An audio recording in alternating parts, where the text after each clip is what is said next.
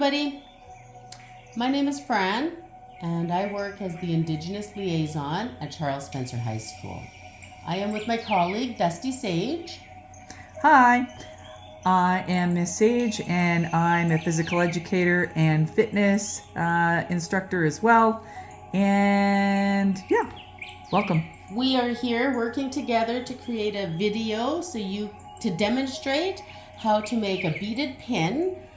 And we're going to go through the contents of the kit and demonstrate how to bead the pin and put it together so that we can each have something to wear on September 30th and any other day of the year. Doesn't have to be just September 30th, but September 30th is National Truth and Reconciliation Day.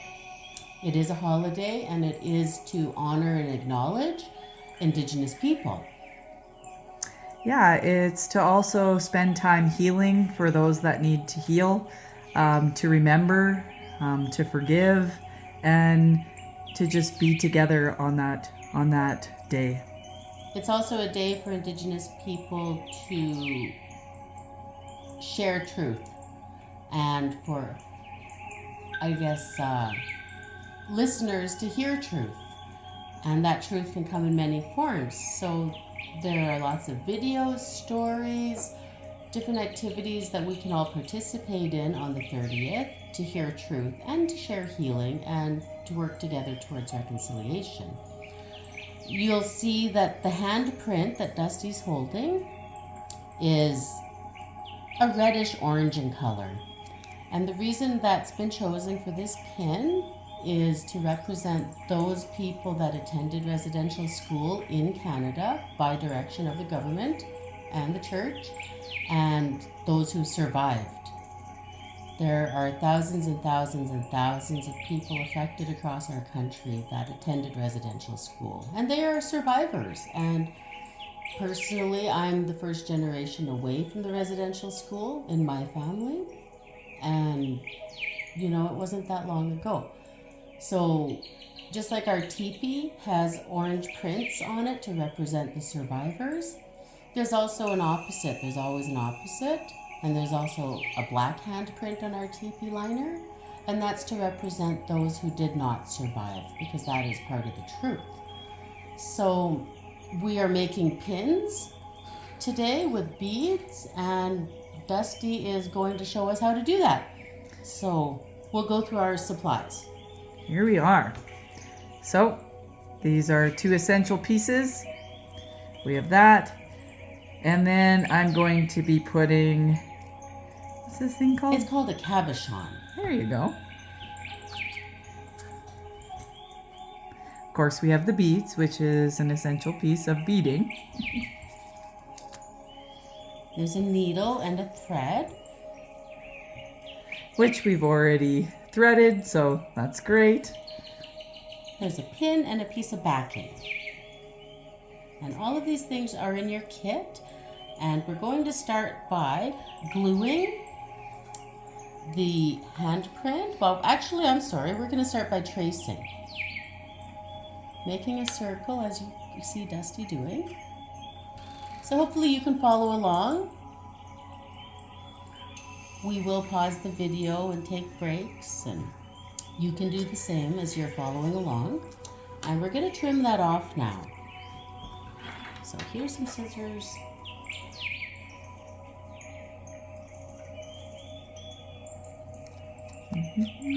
And once it's trimmed, we're going to use a little bit of glue. So we've got some,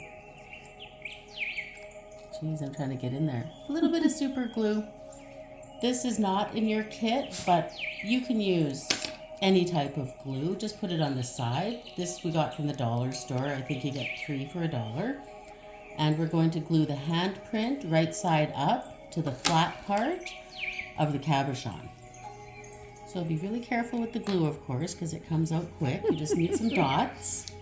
And it's probably best if you put the dots on the paper. Dots on the paper. Because the paper is sitting flat, so it's easier to control. Uh-huh. So we'll just put it around the outside. So little dots.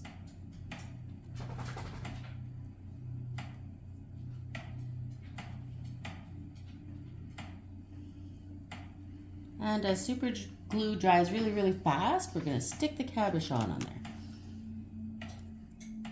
And it will stick together, as you can see immediately. Watch your fingers. Dusty. Whoopsie. Okay, so we got that part done. And you'll notice that the cabochon kind of magnifies that image. So the next step is gluing this piece to this interfacing. So, same thing, you could put it whichever way you want to go about it. I totally did that wrong. It might be, yeah. There we go. There you go. As long as it sticks together. And super glue is great because it dries instantly. No waiting.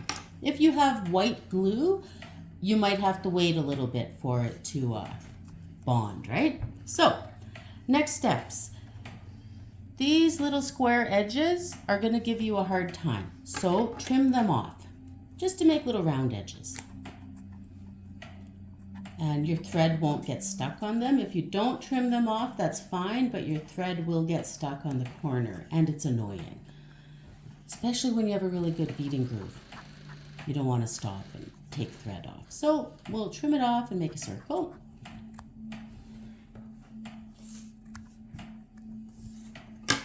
Ta-da! Alrighty, so we'll get rid of our stuff. Now, with beading, we've got a knot on the end of our thread, right? Because we need to stop that thread. So the knot's already in there. We're going to take the needle and come up from the back. It's not. I'll make the knot. Oh, you didn't make the knot. Okay, so Dusty's going to show us how to make a knot. Or I can show you how to make a knot. Probably the fastest way, if you have a single thread, is to make a loop. Okay, like this. And then you take your needle. Let's see. You've got a little loop, right? Bring your needle through that loop and pull that. We'll just pull it, pull it, pull it. And see, it's going to make a little knot. Okay, I did that the wrong way. Hold on. Okay, we got the knot done. So what we're going to do is take your needle from the back and push it up so it's right beside the cabochon, and pull it all the way up so you have the knot meeting and your thread is ready. Pull it all the way. Okay, so now you need to pick 3 or 4 beads up. These beads are going to go around the cabochon, so they can be any color you want. You can use a mix or solids. So Dusty has picked up 4 beads, as you can see. Now she's going to lay them down right beside the cabochon and kind of pull that string a little tight, right? Make sure they're pushed back to the start.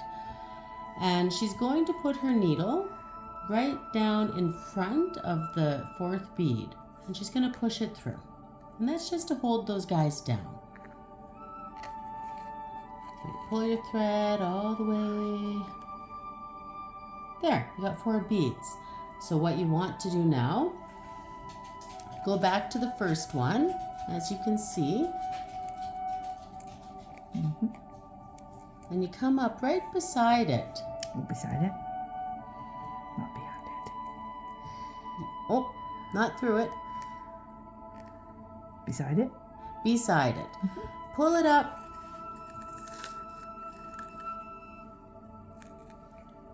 And then you want the thread to, you go on the other side of it.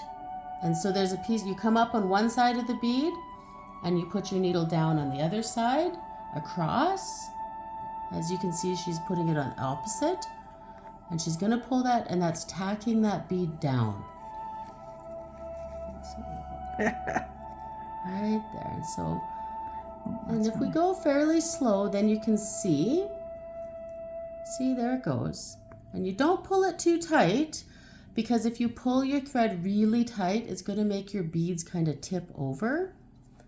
And just a gentle tug. So we're going to do each one of these little beads. So Dusty is tacking down the last bead there. You see? There it goes. So now, a big part of beading is for nobody to see your thread. Nobody will see where you joined your work, because now we need to add more beads. So what we're going to do is put your needle in between the last two beads, the last ones that you put on. Come up right in the middle. You see how Dusty's come up in the middle? Pull your thread. Then we're going to go through the hole. You see that? And look at that. Your thread is ready to load up more beads, and nobody's ever going to know where you added beads. It's going to be just a nice smooth transition. So we're going to pick up 4 more beads, and Dusty has decided to alternate colors. So I think she's going with white. Whew. No pressure, Dusty. I got this. Oh, dang it. Sometimes your beads will fly around. There we go. And you know, this project, if you were to sit down and just do it, you could probably have it done within an hour. Depends on how many times you want to bead around the middle. You could do just 1 row, you could do 4 rows. It's up to you how big you want it to be. So, but I'm going to tack her down again. Yes. So Okay. you talk your way through this, Dusty, and explain. Okay, so next one. I am doing the exact same process that I just did with the orange as I am with the white. So I'm just holding that there and I'm tacking that down. Ooh. As I'm spilling beads all over the place. So there we go.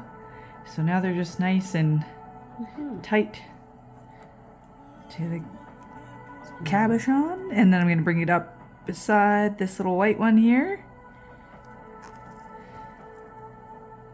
And I'm just tacking it down. By tacking it down, I mean I'm putting it, oh yeah, there we go. And if this is your first time beading, you know, really what's happening right now also is you are learning how to feel comfortable with the thread and the needle, because everybody has their own way of holding it. And there's no right or wrong way. This is just one way we suggest doing it. If you find something else works for you, sorry, Dusty, I keep putting it in your face here. Then, you know, use that way. This is just a suggestion. Yeah, so now Okay. So as you can see, Dusty has finished the first row all the way around. And she's decided that she wants to do a second row for her pin. So the trick here is making sure that you come up the width of a bead away beside wherever you want to start. It doesn't matter where you start. So you make sure that it's a bead's width away, and that you use the same process. You come from behind, put your needle up, pick up some beads, lay them down like Dusty has. You can do whatever pattern you want or solids. You could alternate them, but the same thing. Go all the way around, tacking them down. Ready, Dusty? Yep. Okay. Okay, so good job, Dusty. You've done 2 rows of beads, and those look fantastic. If you flip it over, everybody's beading is going to look like this. This is normal. Nothing is supposed to look fantastic on the back, so don't be worrying about that. So Dusty finished her second row. If you choose to make your pin bigger, then just repeat the same process round and round as big as you want. We're going to stop at 2, and that way we can move on to the next steps. So she cut her thread and tied a knot in the back, and now she's going to take a scissor and she's going to trim very carefully all the way around, making sure not to trim the thread. If you have thread sticking out, don't cut it, because your beads will come off. So we're just going to trim around. And it's okay if you kind of trim around on the outside, then you can go back and kind of get it closer if you like.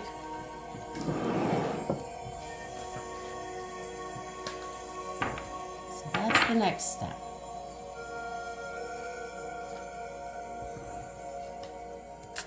Okay, So your pin should be looking like this.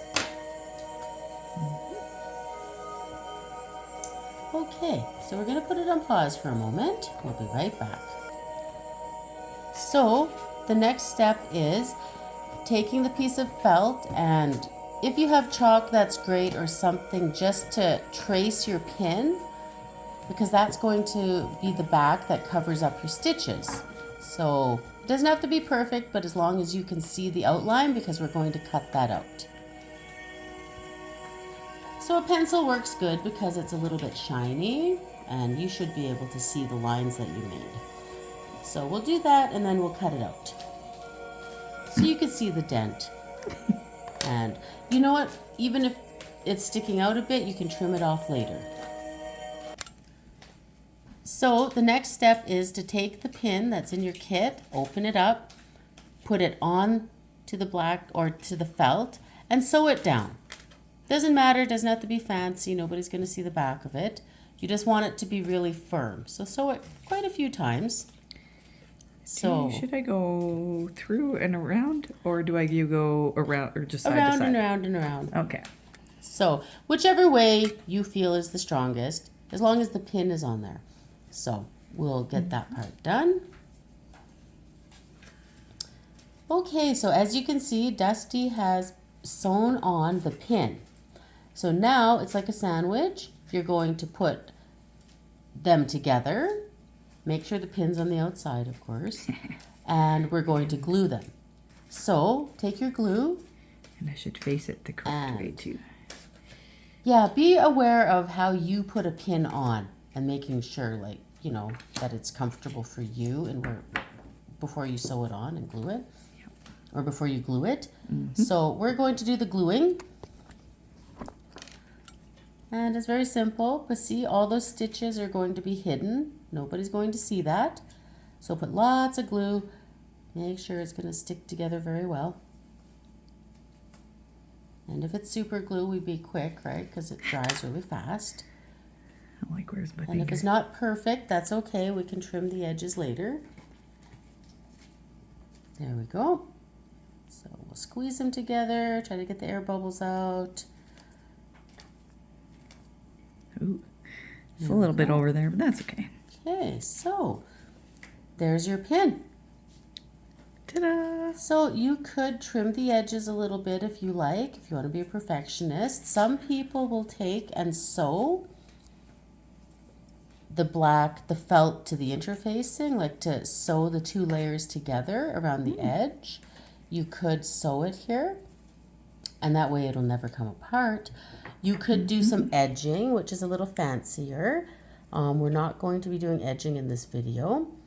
And there's your pin. So good job, Dusty. Congratulations. Thank you. Let's Thank you put so it much. on you. Let's see your pin. Uh-oh.